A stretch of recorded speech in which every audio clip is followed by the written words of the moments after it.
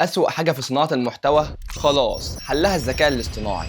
بص كده هنا بتديله فيديو ليك والموقع بيتأكد إنه مش أنت اللي في الفيديو، وبعدين بيصنع لك أفاتار شبهك بيقدر يتكلم ويشرح ويسوق لأي فكرة أو منتج أنت بتكتبها له.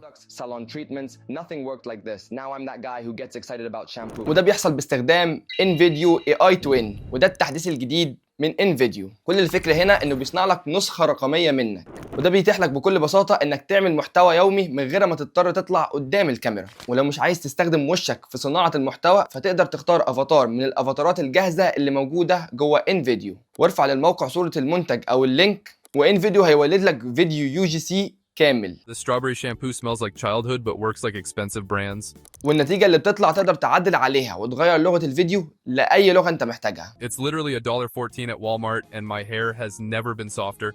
تقدر دلوقتي تجرب انفيديو AI وتعمل اول افاتار ليك ببلاش.